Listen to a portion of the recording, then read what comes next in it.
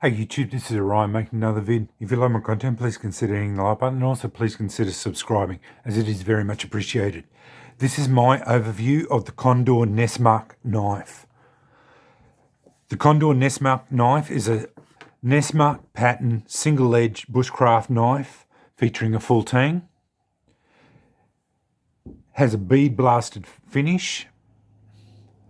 I'll put all the rest of the stats in the bottom of the description bar as per usual. Features 1075 high carbon steel with a convex grind on the blade. Has a handle, walnut handle with brass pins. Comes with a handcrafted leather sheath, which is just a slip-in affair. Has reasonable retention, but it is just a simple affair. They did say that they welted it and fitted it too, and it's got good reasonable retention. So, but it is just a basic leather sheath, but well suits the knife and is quite well. It perfectly suits this style of knife. It is a faithful reproduction of the classic Nessmuk knife. Nessmuk was an American writer who basically had a 3-tool setup, and this design knife was his favoured design. He came up with this design and he designed it to be what he considered to be the best knife for basic utilitarian bushcrafting and hunting uses. So it was a do-everything knife for out in the bush. So that was his idea with this knife. And Condor, I've seen original pattern Nessmuks, and this is a very close reproduction of the knife. So when you buy it, you're basically getting a very close reproduction of it. There it is in the hammer grip. Plenty of room on the handle. Fits my extra large hands really well. No dramas. There's a saber grip. As you can see, again, lots of room on the handle. No problems at all. I like this bit here. It saves your hand going up onto the blade. So yeah, that's a good idea. I will admit the handle was a little bit rough and ready when I first got the knife. So all you had to do is go over it with a bit of steel wool. So you just go over it with a bit of steel wool and rub a bit of oil into it, linseed oil or something like that, and it comes up really well, as you can see, which I did with this, and it finishes up really well. And I've had several mates who bought these knives, and they've all come with rough handles. So it's smoothed off now and it feels really good in the hand now. But yeah, you do have to, when you buy them, and this is quite an old knife. It's at least 10 years old now. Yeah, I don't know what the newer ones are like, but these ones, the older versions, did come fairly rough. So you do have to take that into consideration. It's not a big deal, just a bit of sandpaper and maybe just rub a little bit of linseed oil into it just to finish it off. Okay, the pros of the knife are it's an affordable bushcraft knife. If you want to get into buying an affordable high carbon steel bushcraft knife, these are very affordable when I was buying them. I honestly can't remember how much I paid for it, but it was under $100. I did look them up on eBay the other day, and they are selling for over $100 now. But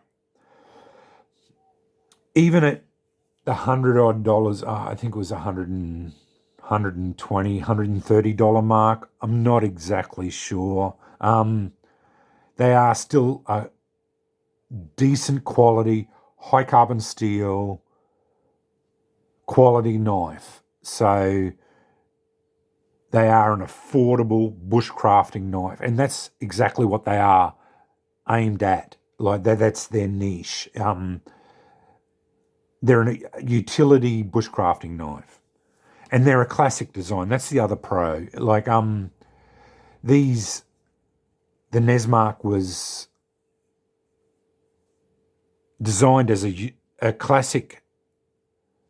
It is a classic design, and it is designed to do a lot of tasks that are for bushcrafting and those utility, because you could branch out into not only bushcrafting but into the hunting, like butchering of game and that sort of thing. Because this classic Nessmuk design is well suited to many tasks. And the only con I could find really is the handle was a little bit rough, but that was probably just to a price point, and like 10 minutes with a bit of steel wool and a little bit of oil, and it came up perfectly fine. I will say the brass pins do get verdigris on them every so often, so you just have to go over them with a little bit of steel wool every so often, but that's brass, it's going to happen. That's neither here nor there. The 1075 will rust, so you will have to care for it. You will have to oil it. That's another consideration. But when you're buying high carbon steel, you just have to maintain them. It's as simple as that. It's not a big deal. You go with your eyes open when you're buying these knives. So if you're buying a high carbon steel, you know you're going to have to look after them a little bit more. You're probably better off not storing them in the leather sheaths. The leather tends to pick up and retain a little bit of moisture. I do store it in that sheath, and I have not had any rusting issues, so that's not a problem. I will, before I put it away again, I will put some ballistol on it, and I don't have any rusting issues, so that's neither here nor there. But anyway, I just want to show you around the knife. I honestly haven't done a lot of cutting with this. I use my Morras more. I did have a lot of Condors. I sold them all off, but I did keep this one because I wanted a high carbon steel bushcrafting knife in my collection, so that's why I kept this one. I really like the design. It's a classic design. It fits my hand really well, and I like this size knife for bushcrafting, and it's a nice knife for what it is, and that's why I like it. So that's my overall conclusion as far as the Condor Nessmuk. It's just an affordable bushcrafting knife if you're looking for a high carbon steel bushcrafting knife or utility bushcrafter, because it really is a utility bushcrafter, because it's not only a bushcrafter, you can stretch out into more hunting as well, like butchering of game and that sort of thing as well. So, because I'm sure you could skin with it if you had to, because of, you've got a lot of belly and that sort of thing. this here leads to other cuts, like going down the belly and things like that. So it's a good design. So yeah, that's my final conclusion. It's a very well thought out and well designed knife. And Condor did a faithful reproduction of the Nessmuk, and the fit and finish is good. Everything's it's a nice knife. Everything's really well done.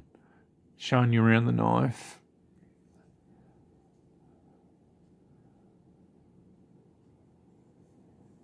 I like it a lot, and that's why I kept it. Like it's a quality knife for what you pay for it. And if you can get them for around the $100 mark, I don't think you're paying too much for it. And yeah, there it is in the sheath.